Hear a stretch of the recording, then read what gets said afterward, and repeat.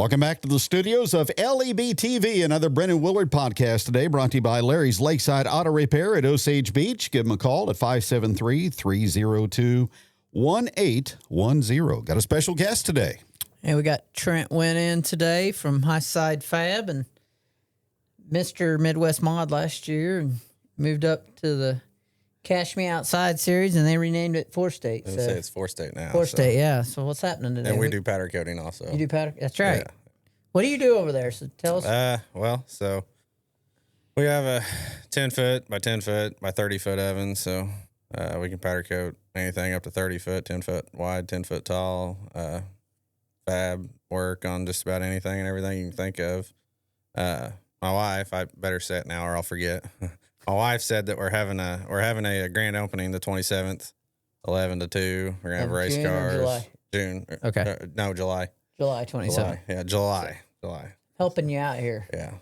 Trent win with a Y, not with a I this year. Where are you located at? That hurts. Right there at 19243 Equestrian Road. It's the old Matt Pilot car lot building. Right off the interstate, right by First Assembly there. So Yeah, right. good location. Yeah. Easy to, you can get a tractor trailer in and out of there. So. Yeah, plenty of room.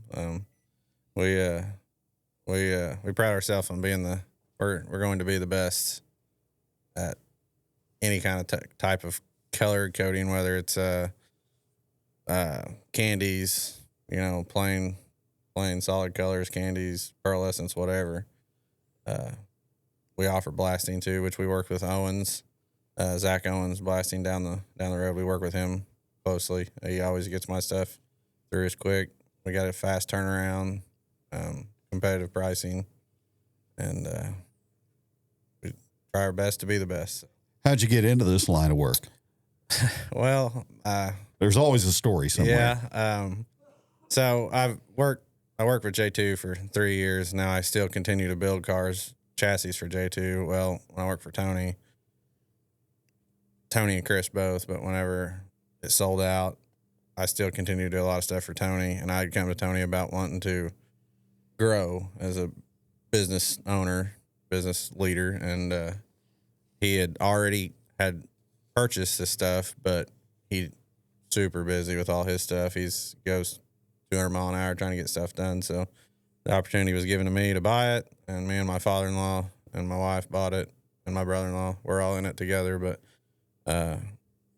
just come one of them things kind of got given to us. And man, you get an opportunity like that. It's been tough. It's startup business, so it's been tough, but we're got the ball rolling now, and things are going pretty smooth now. And he decided to go from a Midwest Mod to a late model all in the same year before he did this. So you made a lot of really good decisions this year. Well, you just got like me and made a lot of really dumb ideas all at once, right? Yeah. I went from winning 2 track championships, Power Ride state championship, and 26 races, 15 in a row. I think I finished 10th one time. You'll be all right. Dirt late model racing, even on a small scale deal like mine, like Four State, we're on hard tire. Sorry if I offend anybody in Four State, a crappy shock, like just terrible deal. And it is tough. Like it's tough. But we're starting to figure it out now. We got a better car than we had before, and starting to make some traction on that deal a little bit. Well, so I've not raced a Four State car yet, but what's the difference between like a Midwest Mod and going up into a late model? Because I know, I don't care what kind of late model you're in, when the track's heavy and it's wide open, you're going to be wide open, right? And talk about the differences in those. In my Midwest Mod deal, like we're B mods with a 2-inch blade, like in 30 horse, 50 horse less. Just call it 50 horse less. You had a Cadillac. Those things drove around there good. You get a blade and less motor. You get get Cadillacs to drive around there. Springfield, like I think people think I'm joking, and I'm not. Like I literally scooted against the seat, pulled my left side belt as tight as I could get, and just hold it on the floorboard. Like I'm not kidding. Like just on the floorboard. Where the Springfield deal, or where the Cash Money deal is, it's so hard to go from, like, it blows my mind with like Jake Tim. Like Jake Tim from an A mod to a late model made the transition awesome. But to go from an 8-inch tire to a 14-inch tire or 12-inch tire, whatever you're on, is insane. The amount of grip the right rear. Even, like, I guess that's why it doesn't really affect me as much as it did some guys switching from one class to 4-state, because I really don't feel like there's any less right rear than there was before. I just feel like the speed is double. Like Springfield, for instance, like Springfield, it didn't make me nervous at all. But when we had time trialed at Springfield a couple weeks ago, I mean, into turn 3, it felt like he was going to fly out of the seat. Like the G-force around Springfield, even wide open. One thing about Springfield that like kind of cracks me up. I went there the first time I raced a dirt late model was Springfield. I had a crate car going to an open show. Kind of same thing. You just hold it wide open, right? And they're like, just hold it wide open. I'm like, this place is a freaking quarter mile. Like, you don't hold it wide open in a quarter mile. And when you're young, like these younger kids, you're young and stupid. That's all you know to do. Your tires are soft. It'll hold, right? Like, you get an older person, an old guy like me, you're like, you lift. No, you just hold it wide open. Well, the G-force at Springfield is the only thing.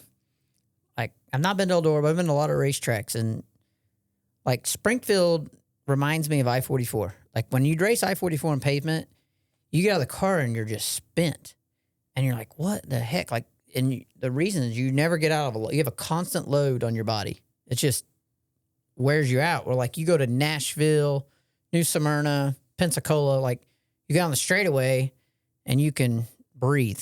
Like, you got time to like let off the steering wheel a second, let your hands relax, go back into the corner.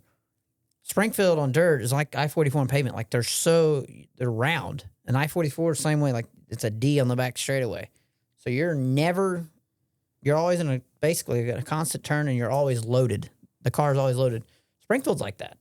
And you take that in a late model like that, like, you go get it on in there, and it's pretty interesting. It's deceiving how fast it is. Yeah, it's for sure. I mean, even in my mod stuff, like, I told everybody you had your stuff freed up to where you was making a big giant circle. Like, that's how you win races in a mod at Springfield, is you get it so free to where you're driving around almost half like a go-kart. Like, you're just rolled up on the right front tire, steered around the right front tire, and on the hammer. And even on the late model stuff, it's pretty well the same deal. Like, even on my stuff, like, if you can get it freed up enough to where you don't have to lift, you can find the traction, like, around like, it's Springfield's top dominant in a late model.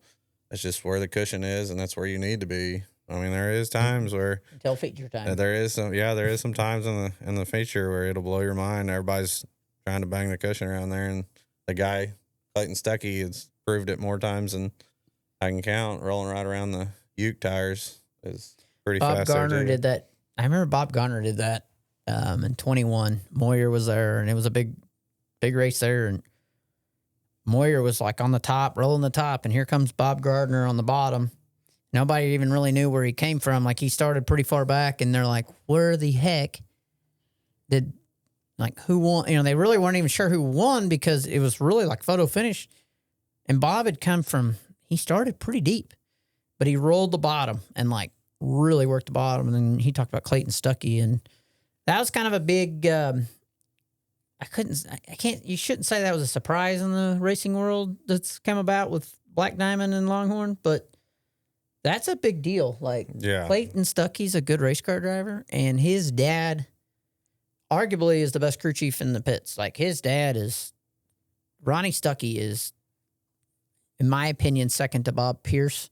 But 5 years ago, you would have said Ronnie Stuckey is the best crew chief in the pits. Like, he's just very smart, knows how to get the best out of a race car, and now he's going to get to take a car with his kid, focus on that race car, and then his customers are going to get the feedback, which is kind of how Black Diamond and all that started, right? Club 29, Black Diamond, all that kind of started because he was with Lanigan and all that.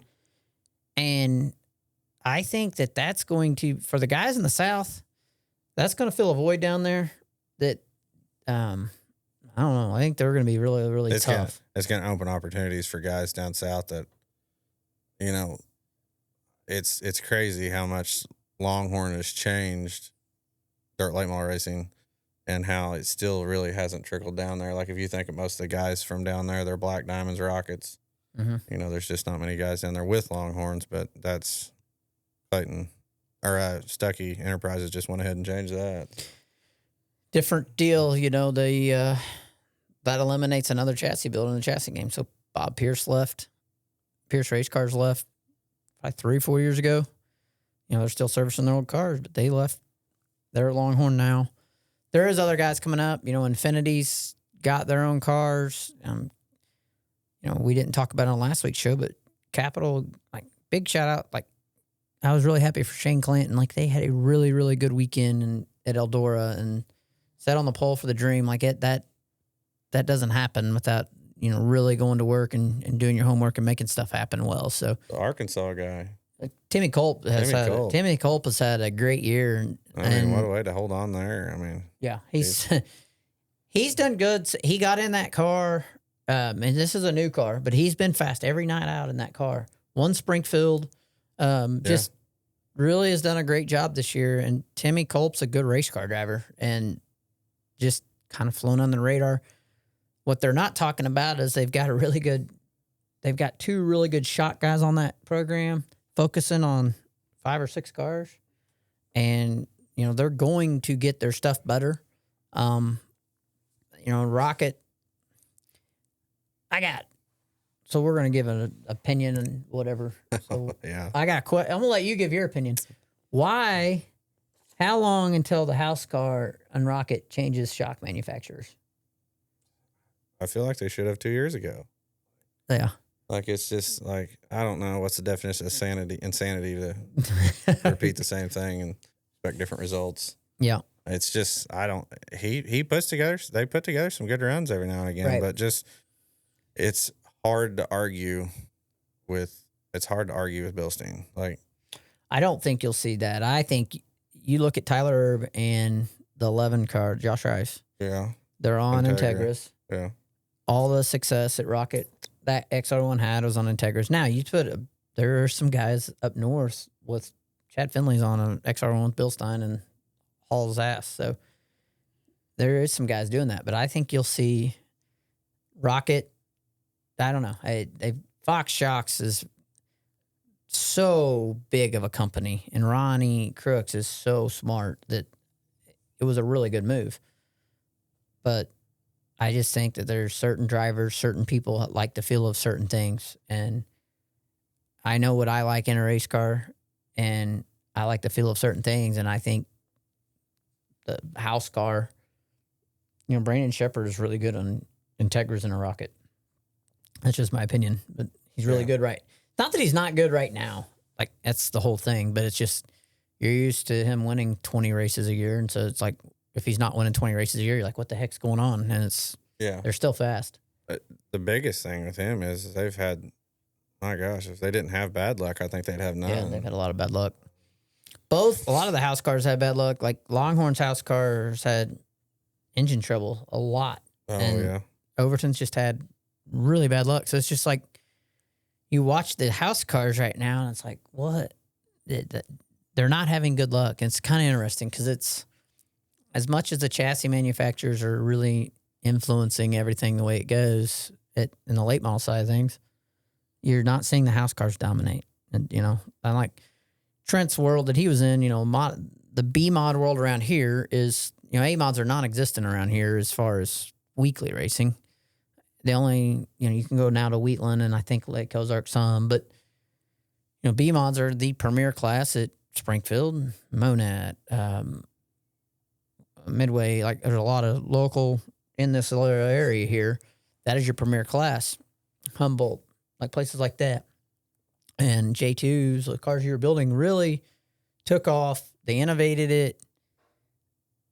Knowing the front end of those race cars and what the amount of thought and taking things and thinking out of the box that went into building those cars, that's why they succeeded. Like, you got to they took people's knowledge from dirt and pavement and Yeah. combined it. And whether people want to realize it or not, a pavement car is a 3-link car. You're taking something that works on pavement, probably going to work on a 3-link dirt car too. And so they made a lot of that work out and made their cars fast. And you've done a good job building them. So it's pretty pretty good little deal going on there. Yeah. J2 is, I think, even like the second year, third year, like the three of us that was there every day, which Chris was there a lot too. I mean, Chris was there, every day too. And Tony was there as much as Tony could be. But I think the three of us that was there, me, Dusty, and Dylan, like, I don't think even the second and third year it even dawned on us, like, how successful we had been. Like, very seldom does new chassis builders come in to B-Mod or Really anything. And just do what we did. Like, Chris, the second year, I believe it was the second year, Chris won 45 races out of 60 starts. Like, That's insane. like that will never be duplicated again. That's not me talking about the company that, that I work with. Like, that's just, like, you don't even have to enjoy B-Mod racing to think that's insane. That's insane. Like, and even further than that, like now, like John Sheets, like John and Kevin, which Kevin owns J2, but John Sheets is like our house guy and he wears them out. And Chad Clancy, he's a guy from up north. He's like, I hate to say this, but we don't really build a bad race car. Like, all of our cars are successful. And that's kind of like the deal with Longhorn. That's what's happened to Longhorn is, like, they don't build bad race cars. Like, they take people that aren't, like, I want to say this because I adore him. Like, my whole entire, like, young fan life, Tim McCready was the guy. Like, I liked T-Mac forever. T-Mac was struggling with, and Briggs was struggling with rockets. And he made the switch to Longhorn and doubled up in a weekend, and McCready's back. Like, had a stellar run. That was a good run for McCready considering the last 2 years that he's had at the 100. Right. So J2 is just, you had Chris's knowledge of the past 10 years of him racing B-Mods to make him go, and Tony's mind and Tony's standard of the racing world and how stuff works on race cars is next level. Like, he's both of them together on one car created something that's, you're never going to forget it. If they never want to race again, you're never going to forget it. But we're still building cars. People still buying them. People still winning in them. So we got a lot of big racing coming up. The Crown Vic class, you've built a lot of cages on that. Yeah. That's kind of helped the pavement racing take off. Yeah. And then, one of the things I think's Dylan Bates has been running some dirt late model races in the 4-state series. Yeah. Yeah. So you and Dylan and Dusty get to race against each other now every week. Yeah. So how's that going to go about? So you've not been in the same race yet, but we all know it's coming. Me and Dusty has, but I'm going to have to figure out how to get on the same straightaway. So, but it is neat. Like, most of the time when you quit a job or leave a job or whatever happens, you no longer work there. You don't hear from them people again, but that's not really been the case. Like, we still all kind of talk to each other, which I don't talk to Dylan as much as I used to, but like, I still see Dusty. Dusty puts bodies on J2. I still see Dusty once a week, every other week. Like, we still chit chat with each other and stuff. And it's neat to get that we just still have something to do with each other. And it is pretty cool to get to race with them. Dylan, I gonna have to give Dylan a shout out. A couple of weeks ago, he raced at Well, yeah, Landon went ahead and put Dylan in the car and didn't have anybody's name. I don't know if Landon signed in and Dylan showed up and drove the car, or how that worked, but Dylan, he definitely made a believer out of me about Cash Money Cars being able to hang. Like, he had their tires on, a little softer tire than we run, but even that, man, like, he had all steel motor, steel block, steel headed. And them guys is racing aluminum dry something, just same thing I got. And he You made his way up there. Yeah. So when this race happens, how much? What we gonna do? We're gonna just crap talking. Y'all put money up. What? I don't think you get. I don't think you could get Dusty to bet. No, I don't think you would could either. But Dylan definitely would. But man, I'm gonna have to work on me a little bit on dirt late model racing. It takes a different approach. Like, I'm not by any means. I'm not the best, not even close. But last year I was pretty good in Midwest mods and modified. And man, you got to drive these things like, excuse my language, you got to drive these things like a pissed off teenager. I mean, they want to be drove hard. You have to wreck every lap. And that's what I tell people. And if you don't wreck every lap, then you're not driving hard enough and you're not going to win. And that's when you see people bust their butt. It's you've driven hard and you got to cross the line, and it's just part of it. Like, I knew going into the year that I was going to get my butt kicked a lot doing what I'm doing. Yeah. But I also knew what it was going to take. And so you got to wreck every lap and drive like a pissed off teenager is a really good way of describing it, and see what happens. When me and my wife had made the decision to, like, J2 had sold my mod halfway through the season, or 3/4 way through the season, however you want to look at it. But when all that stuff came about, we made a decision on whether we was going to build our own new car, J2 new car ourselves, and not drive for anybody anymore, or just quit and do something different. You should have got a boat. I know I did that once. It's I can't do that. There was nothing really left for me to do but just duplicate what I did. And I'm a guy that I want to challenge. Like, I want to figure something out. So the deal come about to be able to late model race, and in debt later, here I am. We're having a good time though. So, got a phone number, website? Yeah, we have a website. We're on Facebook. It's Highside Powder Coating and Fab. 417 664-9423 is my personal number. So I Just usually giving them digits out over the web. Just slide into them DMs and get yourself a powder coating. It can't be no worse than the guy wanting to get a hold of me about my car's extended warranty. There you go. Trent, appreciate it very much. Best of luck rest of the summer. I appreciate you. All right. That'll do it for today's show, brought to you by Larry's Lakeside Auto Repair at Osage Beach, 573-302-1810. Thanks for joining us for another Brennan Willard podcast from the studios of LEB TV. See you at Springfield.